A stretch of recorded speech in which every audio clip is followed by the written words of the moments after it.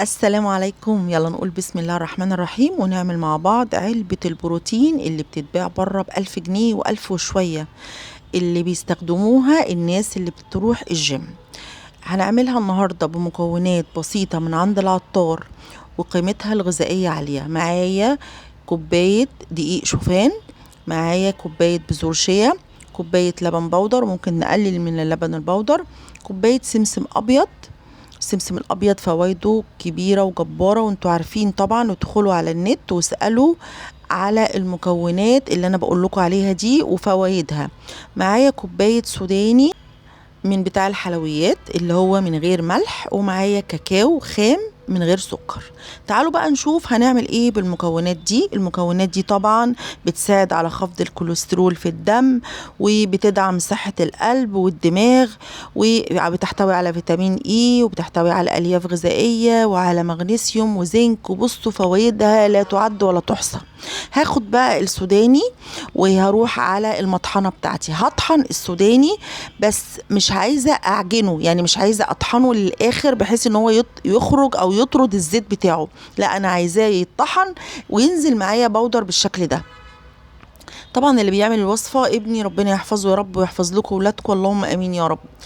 هطحن السوداني بس بحيث ان هو ما يخرجش الزيت، ما يعجنش، انا عايزاه ينزل معايا بودر. وكمان هطحن السمسم الابيض فوائده كبيره. السمسم الابيض يا جماعه بيحتوي على فسفور ونحاس وفيتامين ب وحديد ومغنيسيوم وزنك. وادخلوا على النت وشوفوا فوائد الحاجات دي. برضو هطحن السمسم بحيث برضو ان هو ما يبقاش معجن، انا مش عايزاه يخرج الزيت بتاعه. زي ما احنا شايفين كده هننزل بقى بكوباية دقيق شوفان، وطبعا عارفين الشوفان وفوائده زي ما احنا شايفين كده. وكمان هاخد معايا السمسم بعد ما طحنته هنزله على دقيق الشوفان. احنا بنعمل المكونات الغذائية اللي بتعوض العلبة اللي احنا بنشتريها بره غالية. وكمان هنزل بالسوداني. هقلب بقى كل المكونات دي على بعضها، همزجها كويس قوي. وطبعا عارفين بذور الشيا، بذور الشيا اصلها اسباني للناس اللي عاملين رجيم او اللي بيحبوا يعملوا رجيم. وكمان هي فيها مكملات غذائية وبتحافظ على البشرة والشعر، وكمان بتنظم الدم للوصول للمخ زي ما احنا شايفين كده. طبعا الوصفة دي هتتحط على لبن سخن او مية سخنة، مش هتتاخد كده. وهناخدها 3 مرات في اليوم، بعد الفطار وبعد الغداء او بعد ما تيجي من الجيم بتاخد كوباية، وبالليل على العشاء. زي ما احنا شايفين كده هنقلب كويس قوي. وزي ما احنا متعودين بنصلي على الرسول عليه الصلاة والسلام، وبنسبح وبنستغفر وبنحمد ربنا على كل نعمة بيديها لنا، ودايما نكبر ونقول الله أكبر. ويا رب يحفظ بلدنا مصر وينصر أهلنا في غزة. هقلب بقى كل المكونات على بعضها. الناس اللي عندها أنيميا ممكن تاخد منها، للأطفال وللكبار ملهاش أي آثار جانبية. بتتاخد 3 مرات في اليوم، معلقة واحدة.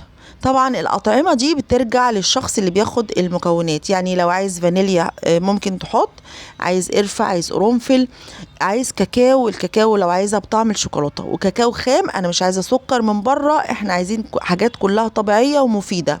هنحليها بايه؟ هنحليها بعسل النحل. هقلب كويس قوي كده. المكونات اللي انا بقول لكم عليها دي عملت لي كيلو، الكيلو بره شوفوا بيتباع بكام. هجيب بقى كوباية لبن سخنة، يعني اكون غلياها وسبتها تهدى شوية، وهحطها في الخلاط وهنزل عليها بمعلقتين من المكونات دي.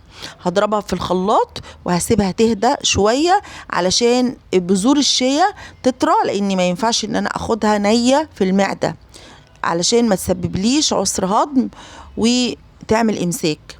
فلازم تبقى اللبن مغلي او مية مغلية. هسيبها تهدى وهضرب معلقتين كده وهحليها بعسل النحل، وهشربها بعد الغداء، بعد الفطار، بعد العشاء. ولو متغدي قبل ما تنزل الجيم يبقى بعد ما ترجع تاخد كوباية. بصوا يا جماعة العلبة دي بتاخد كيلو. بصوا بقى لو احنا هنشتريها من بره هنشتريها بكام؟ ادخلوا على النت وشوفوا فوائد الحاجات دي. الناس اللي عندها انيميا، الناس اللي عاملة رجيم ومش عايزة تاكل كتير، الحاجات دي غنية عن انك تاكل كتير. جربوها بألف هنا وشفا، ان شاء الله يجعل فيها الفايدة. اذا عجبتك الوصفة اعملوا لايك وسلام.